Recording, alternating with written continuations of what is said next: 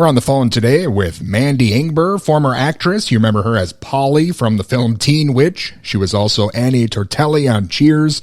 But right now she is a yoga instructor, and her program is called Yogalosophy. Hey, Mandy, how you doing today? Hi, Justin. I'm good. Can you hear me okay? Yep, I can hear you just fine. Okay, good.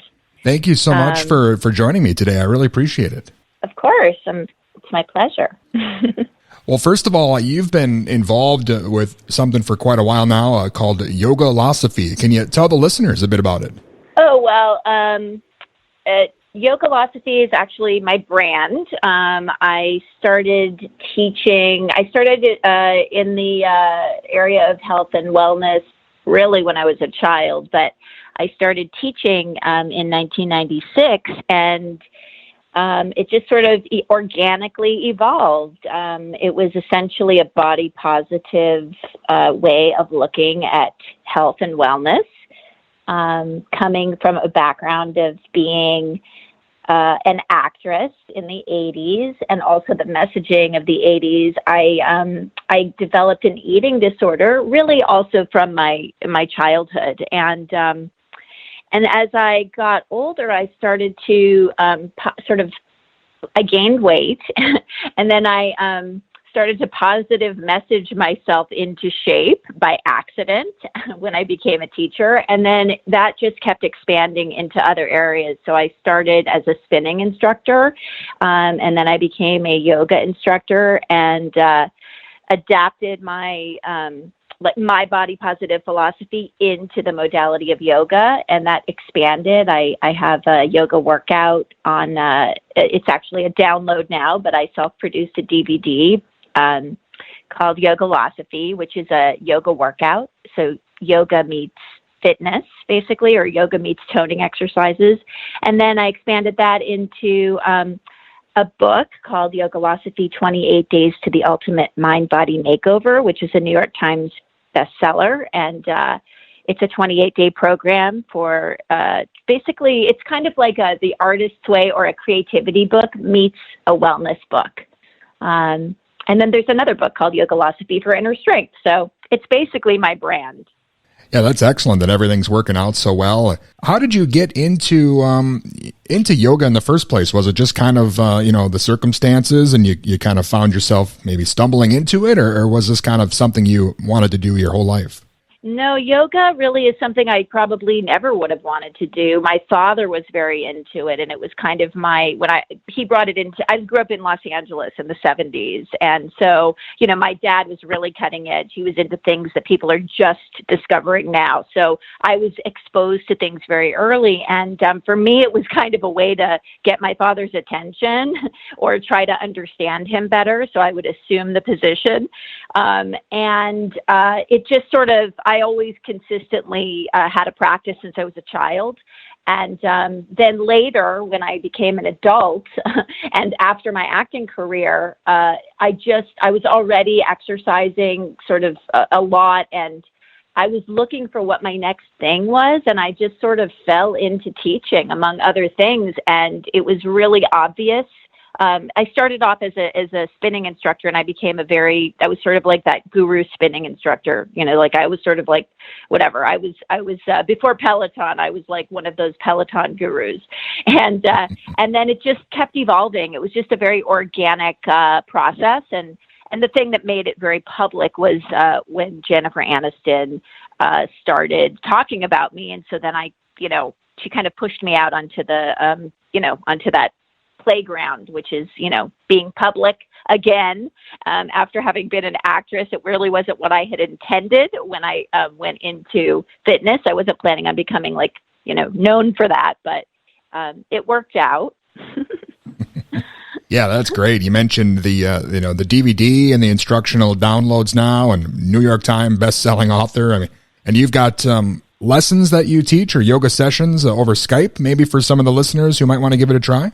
Oh, well, I did do a few sessions during this last year because obviously things were so locked down and we were, on one hand, we were less accessible to each other. And then on the other hand, there was I could suddenly connect with people in across the world. So it's kind of an interesting thing that happened there. So I did a few like special classes, but if people want to reach me, they can find me, through social media on Mandy, Instagram, I'm Mandy Ingber. On Facebook, I'm Mandy Ingber's Yogalosophy, and they can always look at mandyingber.com if they want to know more information about how to get in touch with me. Excellent. I mean, you mentioned, your acting career, pretty successful acting career before you started in the fitness career. And you mentioned, kind of now being back in the spotlight again. It's kind of interesting how things turn out. But what was your reason in the first place behind, deciding to leave acting? I don't know if it was actually like an official decision, but life kind of moves you in certain directions. It was really a couple of tragedies that caused me to pivot. But also a buildup. It's funny because you know how right now Simone Biles is in the news, with kind of stepping out of her gymnastics competition. Sure. And like stepping aside. I think that it sort of was a combination. It was a buildup psychologically. I think that I started acting when I was actually 14 is when I got my first job. I did a Broadway show called Brighton Beach Memoirs. I was in the original company, and that was like a huge deal for me because my family wasn't in the business. It was something that I really looked to. I went for it myself, and luckily I had the support of my family, but I just kind of catapulted myself through and I think I thought that I could sidestep the process of becoming an adult. I think I thought that I knew what I wanted, at a very young age, and I wouldn't have to go through that awkward early 20s phase of trying to figure stuff out. So I kind of unraveled from a combination of things. One was, as I said earlier, I had an eating disorder that I was just really struggling with internally.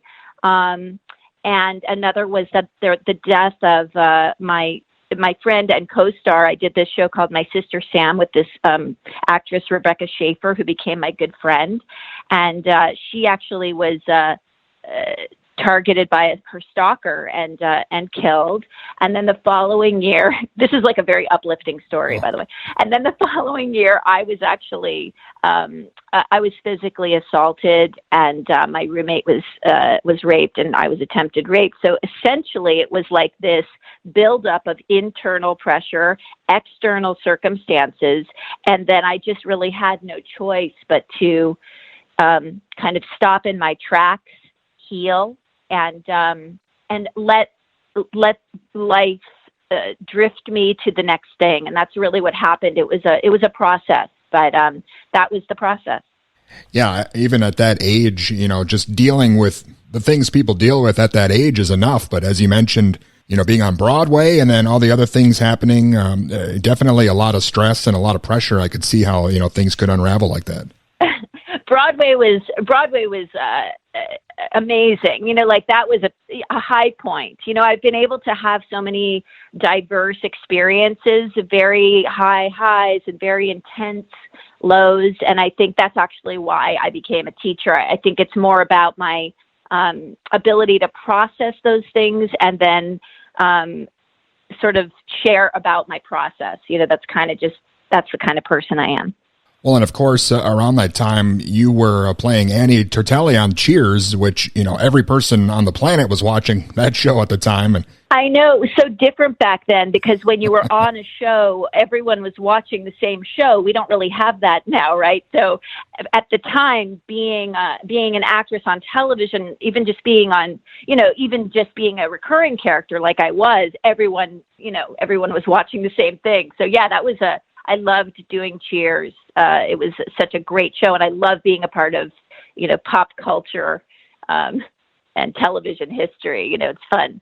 Well, and on that same hand, people usually think of Frasier when they think of Cheers spinoffs, but you actually had the first one with the Tortellis. So, I mean, that's a trivia note there. Yeah.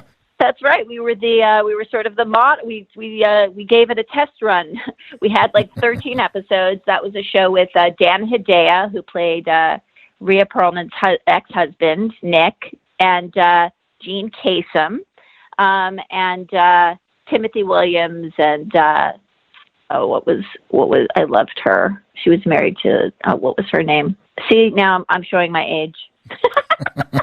I've just drifted off into my own world. But that show, that was also really fun because basically we were on the set right next to Cheers, so it felt like we were still a part of the family, and it was the same producers and writers, and then Tortellis didn't work out.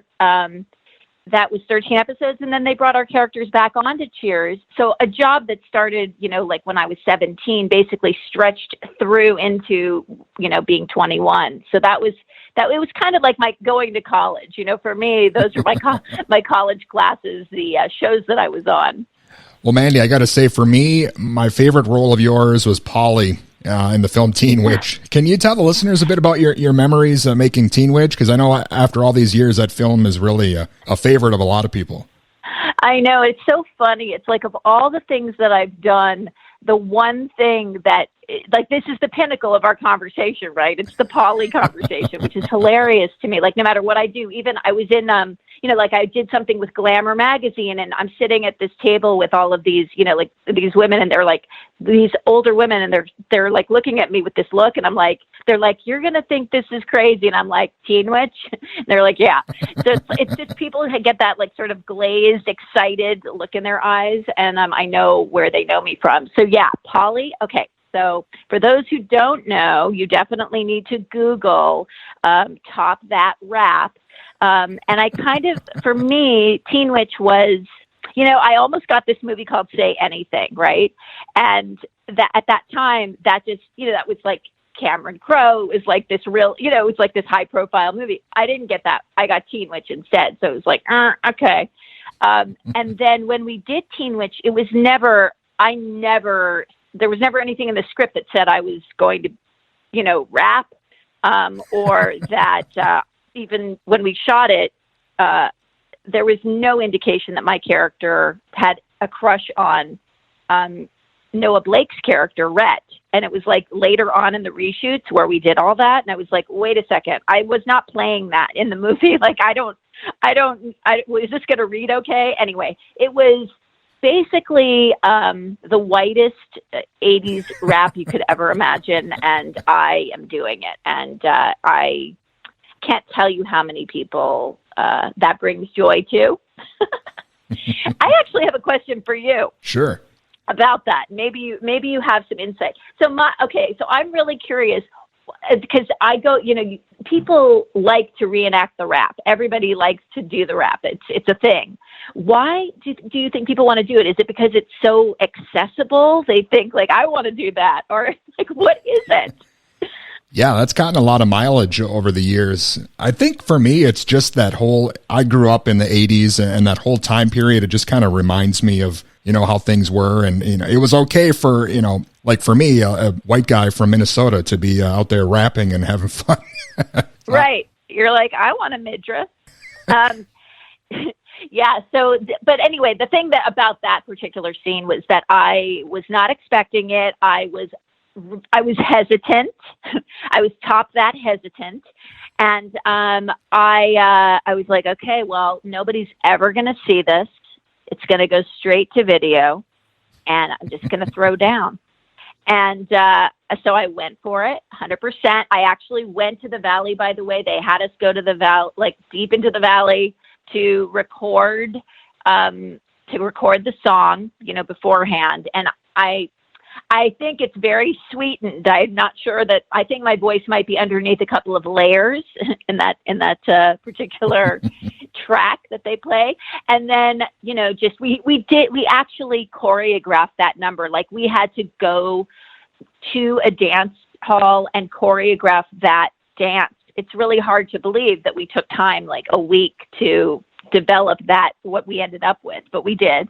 And then, and then we just shot that thing, and it was over, and I was like, okay, I'd never see it again. And then cable happened, and, and then the internet happened, and it just keeps getting waves of life over the years, just on different, in different modalities. I don't know where it will be next.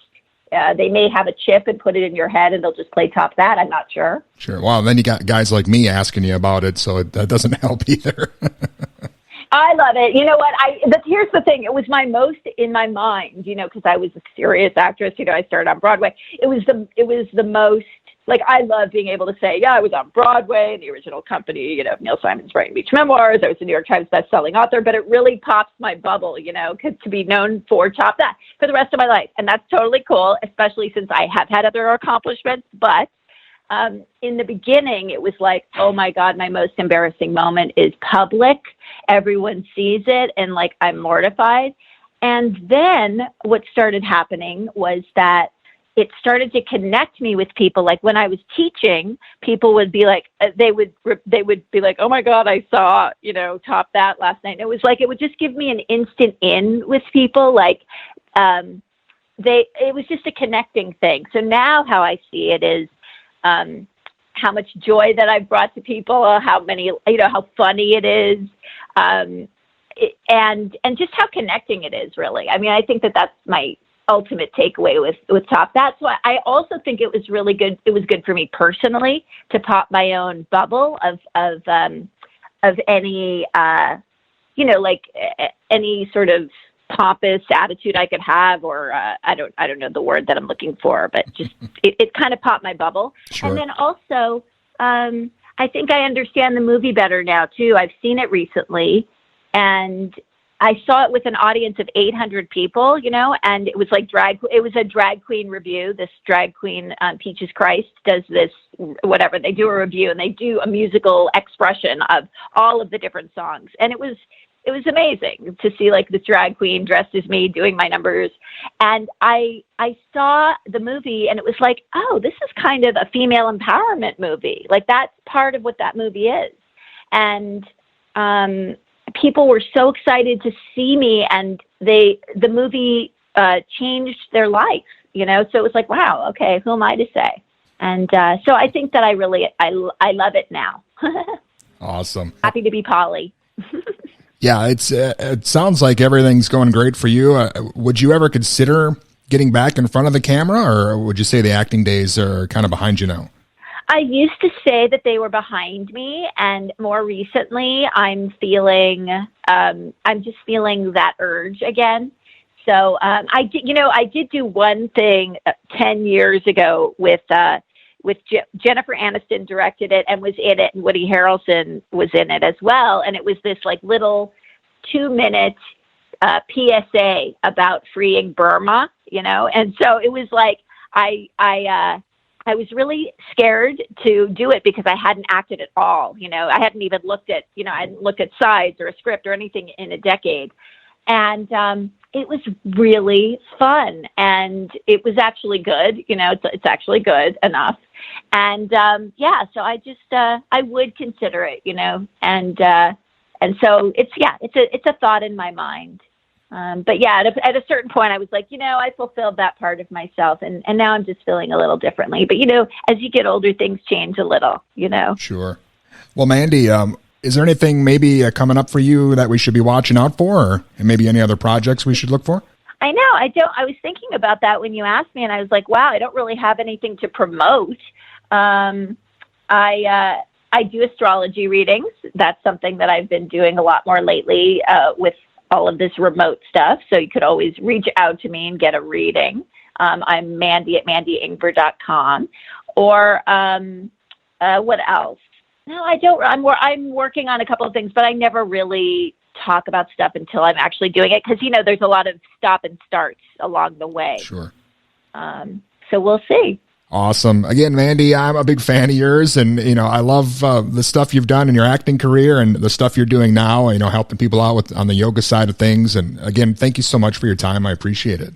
I appreciate you asking me. I looked at your page, and it was like, oh, this is such a diverse group of interviewees, which is actually what intrigued me about it. It was like, oh, I don't even see a pattern here.